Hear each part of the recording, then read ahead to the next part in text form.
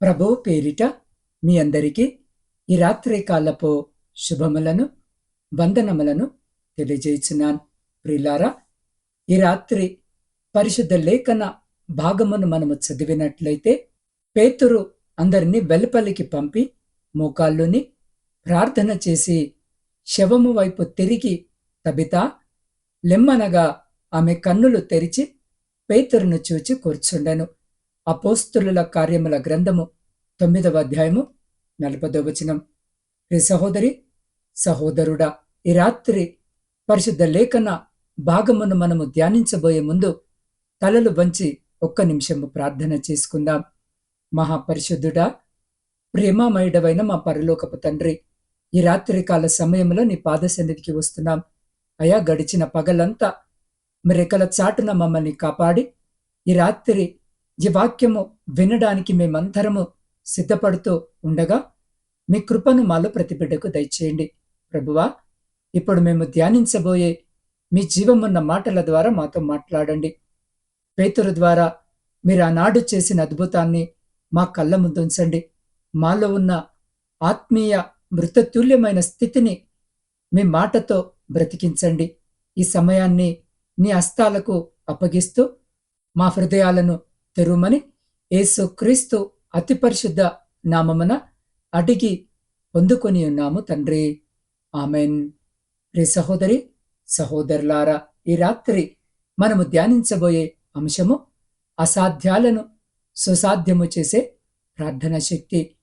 యొప్పే పట్టణములో తబితా అనే ఒక భక్తురాలు మరణించింది. ఆమె ఎంతో పేదలకు సహాయము చేసిన పుణ్యాత్మురాలు.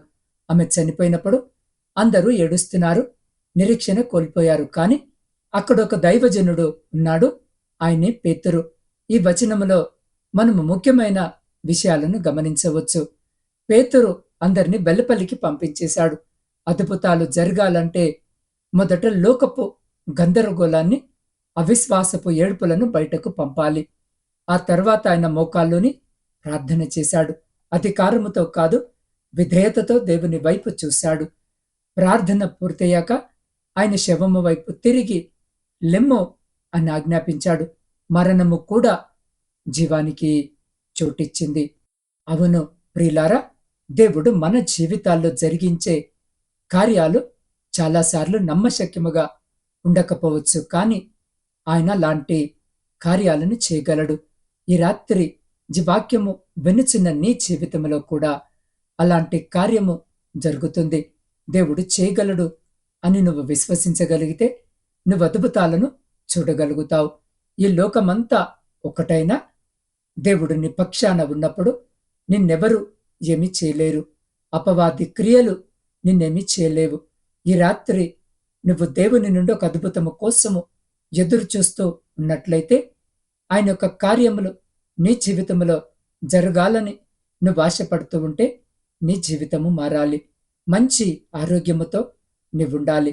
అప్పులు లేకుండా ప్రశాంతముగా జీవించాలని నువ్వు అనుకుంటే నువ్వు దేవునికి ఇష్టముగా జీవించాలి.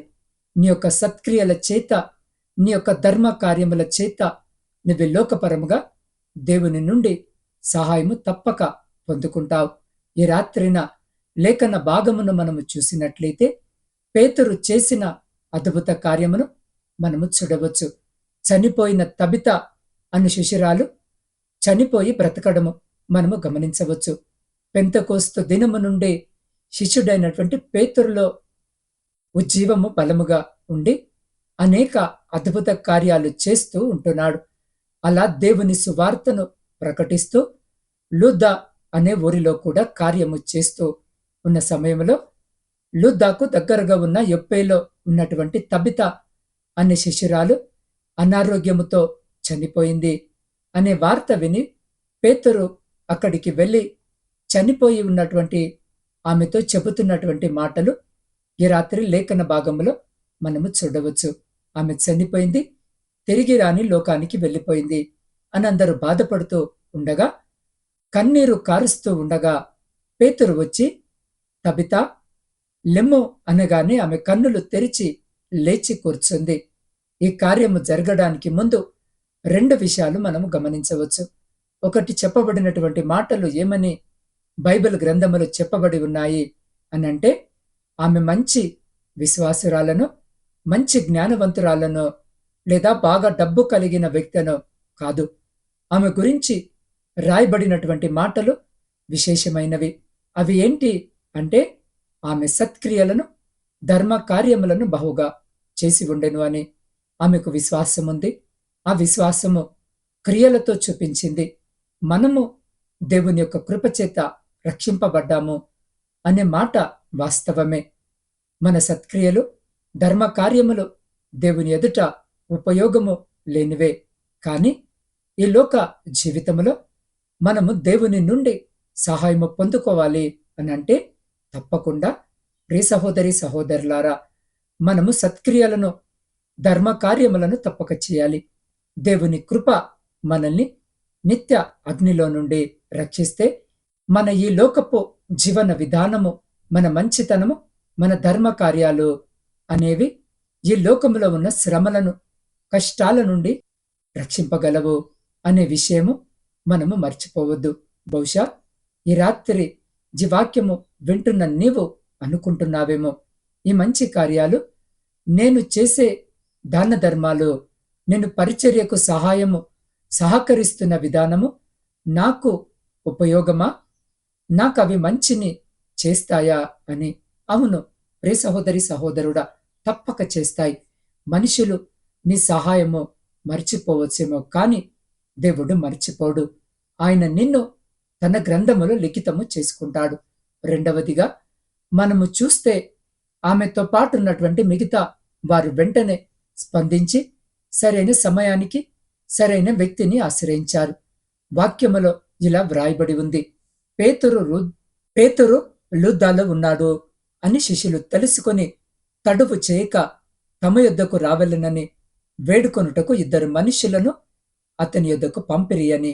అవును ప్రియ సహోదరి సహోదరుడా, ఈ రాత్రి మనకు సమస్య రాగానే, శోధన రాగానే, మనము కూడా సరి అయిన వ్యక్తిని ఆశ్రయిస్తే వాటి నుండి బయటపడగలము.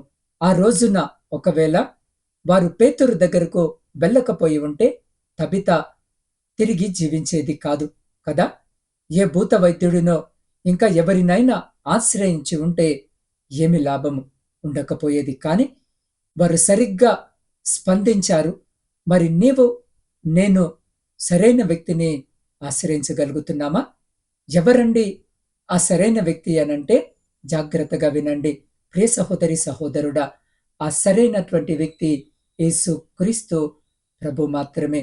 ఆయనను నీవు ఆశ్రయిస్తే, ఆయన సన్నిధిని చేరి నీ గోడు నువ్వు వివరించగలిగితే, ఆయన ఎలాంటి పరిస్థితులనైనా సరే తారుమారు చేస్తాడు, చేయగలడు కూడా.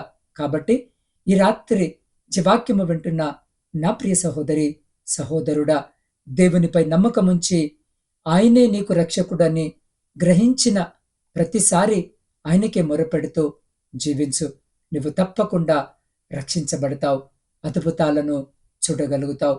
కాబట్టి ప్రియ సహోదరి సహోదరుడా, ఈ రాత్రి జీవాక్యము వినుచున్న మీ జీవితంలో ఏదైనా మరణించిన స్థితి ఉందా? బహుశా మీ ఆశలు చనిపోయి ఉండవచ్చు, మీ ఆరోగ్యము క్షీణించి ఉండవచ్చు, లేదా మీ ఆత్మీయ జీవితము మృతతుల్యముగా మారి ఉండవచ్చు. మీ ఆర్థిక పరిస్థితులు దిగజారిపోయి ఆత్మహత్య చేసుకునే స్థాయిలో మీరు ఉండి ఉండవచ్చు. చుట్టూ ఉన్నవారు ఇక ఇది సాధ్యము కాదు అని ఏడుస్తూ ఉండవచ్చు. కానీ ప్రియ సహోదరి సహోదరుడా, ఈ రాత్రి పేతురును పంపిన దేవుడే మీ దగ్గరకు వచ్చాడు. ఆయన అంటున్నాడు, తబితా లెమ్ము అని. మీరు పాపములో మరణించి ఉన్నారా? యేసు మిమ్మల్ని లేపాలని కోరుకుంటూ ఉన్నారు. మీ సమస్యలను చూసి భయపడుతున్నారా? కన్నీరు కారుస్తున్నారా? మోకాళ్ళుని ప్రార్థించే శక్తిని ఈ రాత్రి మీరు పొందుకోండి. ఎవరైతే ఈ రాత్రి తమ జీవితంలో ఒక నూతన జీవాన్ని, పునరుత్థాన శక్తిని కోరుకుంటున్నారో, అలాంటి ప్రతి ఒక్కరూ మీరున్న స్థలములో వీలైతే మోకరించి మీ కుడి చేతిని మీ హృదయంపై పెట్టుకొని, లేదా నిలబడి మీ 2 చేతులు ఆకాశము వైపు ఎత్తి కళ్ళు మూసుకొని ఆయనను ప్రార్థించండి. ఆయన మీ కళ్ళు తెరవబోతున్నాడు. మీరు లేచి కూర్చోబోతున్నాడు. కాబట్టి ప్రియ సహోదరి సహోదరుడా, నీ సమస్య ఏదైనా సరే ఈ రాత్రి ఆయన పాద సన్నిధిలో పెట్టి ఆయనపై విశ్వాసం ఉంచు. దేవుడు తప్పక నీ సమస్యకు పరిష్కారం ఇవ్వగలడు. కాబట్టి ఈ రాత్రి మీరున్న స్థితిలోనే కొన్ని నిమిషాలు కళ్ళు మూసుకొని ఆ రీతిగానే నాతో పాటు ఈ స్తుతి ఆరాధనలో ఏకీభవించండి. మృతతుల్యమైన నా బ్రతుకులోన నీ జీవపు మాట వినిపించవా. కన్నీటి లోయలో ఉన్న నన్ను నీ ప్రేమ హస్తముతో లేపవా. యేసయ్యా, నీ శక్తి చాలయా. యేసయ్యా, నీ కృప తోడన్నయ్యా. యేసయ్యా, నీ శక్తి చాలయా. యేసయ్యా, నీ కృప తోడన్నయ్యా. మృతతుల్యమైన నా బ్రతుకులోన నీ జీవపు మాట వినిపించవా. కన్నీటి లోయలో ఉన్న నన్ను నీ ప్రేమ హస్తముతో లేపవా. యేసయ్యా, నీ శక్తి చాలయా. యేసయ్యా, నీ కృప తోడన్నయ్యా.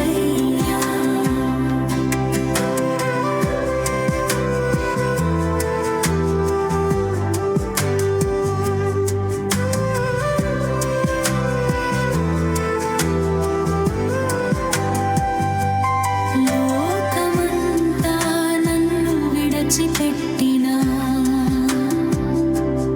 అసాధ్యమని అందరూ నన్ను చూచి నవ్వినా, పేతురు ప్రార్థన ఆలకించిన దేవా, తబితను లేపిన ఆశ్చర్యకరుడా, ఒక్క మాట సెలవివ్వు నా దేవా. నా స్థితిని మార్చని ప్రభువా.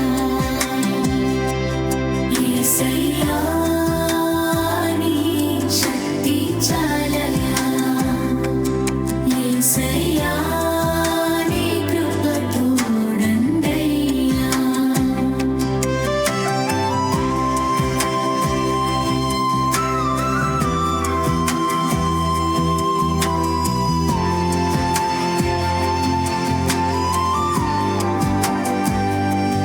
మనుషులు వెళ్ళిపోయిన ఏకాంత వేళలో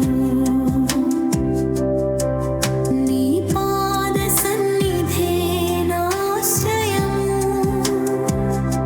మోకాళ్ళుని నేను మ్రొక్కెదను దేవా. నీ అద్భుత కార్యము చూడాలని ఉంది. చనిపోయిన నా ఆశలు జీవించని, నీ మహిమ నాలో ప్రవహించని. యేసయ్యా, నీ శక్తి చాలయా. యేసయ్యా, నీ కృప తోడన్నయ్యా. యేసయ్యా, నీ శక్తి చాలయా. యేసయ్యా, నీ కృప తోడన్నయ్యా. మృతతుల్యమైన అవును ప్రియ సహోదరి సహోదరుడా, ఆనాడు తబితను లేపిన దేవుడే ఈ రాత్రి నీ పక్కనే, మీ ఇంటిలోనే ఆయన ఉన్నాడు. నీ సమస్య ఆయనకు చెప్పు. నీ కన్నీరు ఆయన చూస్తున్నాడు. నీ బాధ ఆయన చూస్తున్నాడు. కాబట్టి ఈ రాత్రి మన బాధలన్నిటినీ, మన కన్నీటిని ఆయన పాద సన్నిధిలో పెడుతూ మీరున్నటువంటి స్థితిలోనే తలలు వంచి కళ్ళు మూసుకొని నాతో పాటు ప్రార్థనలో ఏకీభవించండి. పరిశుద్ధుడా, ప్రేమ నమ్మకము కలిగిన మా ప్రియ పరలోకపు పరమ తండ్రి, మీ శ్రేష్టమైన ఉన్నతమైన జీవము కలిగిన నామాన్ని బట్టి స్తుతులు, స్తోత్రాలు, వందనాలు. ప్రభువా, అద్భుతమైన రీతిగా ఈ రాత్రి మీ లేఖన భాగము ద్వారా మీరు మాతో మాట్లాడారు. అవును ప్రభువా, మమ్మల్ని రక్షించగల దేవుడవు, మమ్మల్ని కాపాడగల దేవుడవు, అన్ని విషయములలో ప్రభువా మాకు మేలు జరిగించే దేవుడవు నీవే అని అయ్యా ఈ రాత్రిన వాక్యము ద్వారా మాతో మాట్లాడి మమ్మల్ని స్థిరపరిచి బలపరిచిన మీ గొప్ప నామాన్ని బట్టి మరొక మారు మీకే కృతజ్ఞత వందనాలు. అయ్యా, నీ నామములో చేసే ప్రతి ఒక్క సత్క్రియలను మీరు చూస్తారని, ధర్మ కార్యములను మీరు చూస్తారని, వాటిని బట్టి కూడా ప్రభువా మమ్మల్ని కాపాడుతారని తండ్రి మీరు సెలవిచ్చిన విధానమును బట్టి మీకే స్తుతులు, స్తోత్రాలు, వందనాలు. అయ్యా, ఎందరైతే బిడ్డలు వాక్యము విని ప్రార్థనలు ఏకీభవిస్తున్నారో ప్రతి బిడ్డను మీరు పేరున దీవించండి, ఆశీర్వదించండి తండ్రి. ప్రాముఖ్యంగా ఈ రాత్రి ప్రయాణాలు చేస్తున్న ప్రతి బిడ్డ ప్రయాణమును మీరు జ్ఞాపకము చేసుకుని క్షేమకరమైన ప్రయాణము దయచేయమని వేడుకొనిచున్నాం. దేవా, శారీరక మానసిక బలహీనతలతో బాధపడుతున్న ప్రతి బిడ్డను ముట్టి శీఘ్రమైన స్వస్థతను, మంచి ఆరోగ్యమును దయచేయమని వేడుకొనిచున్నాం. వ్యవసాయదారులను జ్ఞాపకము చేసుకోండి. వారి పనంతటిని ఆశీర్వదించి వారి సమస్తమును మీ కృపలో భద్రపరచండి. ఉద్యోగము లేని ప్రతి బిడ్డకు ఉద్యోగము దయచేయండి. విద్యార్థులను జ్ఞాపకము చేసుకోండి నా తండ్రి. పరీక్షల కొరకు సిద్ధపడుతూ ఉండగా, పరీక్షలు రాస్తూ ఉండగా కావలసిన మంచి ఆరోగ్యము, జ్ఞానము, జ్ఞాపక శక్తి మెండుగా దయచేయండి. వారు వ్రాయబోయే ప్రతి పరీక్షలో బిడ్డలకు విజయము దయచేయమని వేడుకొనిచున్నాం. దేవ, కుటుంబ పోషణకై కుటుంబాలను వదిలి పరాయి దేశములో పనులు చేసుకుంటున్న ప్రతి సహోదరిని మీకు చేతులకు అప్పగిస్తున్నాం. జ్ఞాపకము చేసుకోండి. వారున్న స్థితిని మీరు ఎరిగిన దేవుడు వింటున్నావు. ఎంతో మంది బిడ్డలు నా తండ్రి ఆయా దేశాల్లో ఉండి ఆ చోటు స్వేచ్ఛగా పని చేసుకున్నటకు కావలసిన అనుమతులు లేక ఇబ్బందులు పడుతూ ఉండగా అలాంటి ప్రతి బిడ్డకు రాత్రి అకామాను దయచేయమని వేడుకొనిచున్నాం. వారి యజమానులు వారి పట్ల దయ కలిగి ఉండులాగున కృప చూపండి. అయ్యా, వారున్న స్థితిలో నా తండ్రి బిడ్డలు అయ్యా నమ్మకమైన బిడ్డలుగా ఉండుటకు కృప చూపండి. వారున్న సమస్యల నుండి లేవనెత్తండి. వారిని, వారి కుటుంబాలను మీ కృపలో భద్రపరచండి. గర్భఫలములు లేక కన్నీటితో ఈ రాత్రి మీ వైపు చూస్తున్న ప్రతి బిడ్డ గర్భాన్ని ముట్టి గర్భఫలము దయచేయండి. ఆర్థిక సమస్యలు, అప్పుల భారముతో నలిగిన స్థితిలో ఉన్న ప్రతి బిడ్డ కుటుంబంలో నుండి, జీవితంలో నుండి ప్రతి ఆర్థిక బంధకాన్ని, ప్రతి అప్పుల భారమును తొలగించి ఆర్థిక సమృద్ధిని కలిగించుమని వేడుకొనుచున్నాం. సైన్యములో ఉండి దేశాన్ని కాపాడుతున్న ప్రతి సైనికుని జ్ఞాపకము చేసుకోండి. వారి చుట్టూ మీ కంచె వేయండి. వారిని, వారి కుటుంబాలను మీ బలమైన రెక్కల చాటున భద్రపరిచి ప్రతి విధమైన శత్రువుల నుండి, సమస్యల నుండి బిడ్డలను కాపాడి సంరక్షించమని వేడుకుంటున్నాం. దేవా, ఈ రాత్రి ప్రాముఖ్యముగా మీ సేవకుల కొరకును, సేవకురాండ్రు, వారి కుటుంబాలు, వారి పరిచర్య అంతటిని ఈ రాత్రి మీ పాద సన్నిధిలో పెడుతూ ఉండగా బిడ్డలను జ్ఞాపకము చేసుకోండి, దీవించండి, ఆశీర్వదించండి. ఏ ప్రాంతంలో మీ సువార్త పరిచర్య అందించబడుట లేదో ఆయా ప్రాంతాలకు బిడ్డలను బలపరిచి నడిపించి వారి ద్వారా రక్షణ సువార్త అందించబడి అనేకులు మీ రక్షణ మార్గములో నడిచే కృపను దయచేయండి. వృద్ధుల కొరకును, వితంతుల కొరకును, శ్రమలను అనుభవిస్తున్న ప్రతి బిడ్డ కొరకు ప్రార్థిస్తున్నాం. ఏకాంత జీవితాన్ని గడుపుతున్న బిడ్డల కొరకు ప్రార్థిస్తున్నాం. బిడ్డలకు తోడుండండి, మీ కృపను దయచేయండి. కావలసిన సహాయము బిడ్డలకు దయచేయమని వేడుకొనుచున్నాం. అయ్యా, సొంత గృహాల కొరకు ఆశ కలిగి మీ వైపు చూస్తున్న ప్రతి బిడ్డ కోరికను తీర్చండి. వివాహాల కొరకు సిద్ధపడుతున్న, వివాహాలు జరగక, సరి అయిన సంబంధాలు రాక కన్నీటితో మీ వైపు చూస్తున్న ప్రతి బిడ్డకు కూడా కావలసిన సహాయము దయచేయమని వేడుకొనిచున్నాం. దేవా, ప్రపంచంలో శాంతిని, సమాధానాన్ని కలిగించండి. విడిపోయిన విచ్ఛిన్నమైన ప్రతి కుటుంబాన్ని కట్టండి. ప్రాముఖ్యంగా ఈ రాత్రి నాత్మీయ కుటుంబ సభ్యులందరినీ మీ పరిశుద్ధ పాదాల చెంత పెడుతూ ఉండగా వారు మీ పాద సన్నిధిలో పెట్టే ప్రతి కోరికను మీరు ఆలకించి అంగీకరించి ప్రతి న్యాయమైన కోరికకు సమాధానము దయచేయమని వేడుకొనిచున్నాం. అయ్యా, ఈ గాఢాంధకరమైన చీకట్లో మేము నిద్రిస్తూ ఉండగా మా గృహాల చుట్టూను, మా ఆత్మీయుల గృహాల చుట్టూను, మా ఇరుగు పొరుగు వారి గృహాల చుట్టూను మీ అగ్ని కంచె వేసి ప్రతి బిడ్డను మీ దేవదూతల రెక్కల చాటున భద్రపరిచి ప్రతి అంధకార సంబంధమైన శక్తులన్నిటి నుండి మీరే సంరక్షించి కాపాడి, మీ చిత్తమైతే మీరు అక్కడ ఆలస్యమైతే ఎన్నికలేని మమ్మలను మరొక శ్రేష్టమైన నూతన దినములోనికి ప్రవేశింపజేయమని మా రక్షకుడును మీ ప్రియకుమారుడైన యేసు క్రీస్తు మహిమ కలిగిన నామమున ప్రార్థించి స్తుతించి అడిగి పొందుకొని ఉన్నాము తండ్రి. ఆమెన్.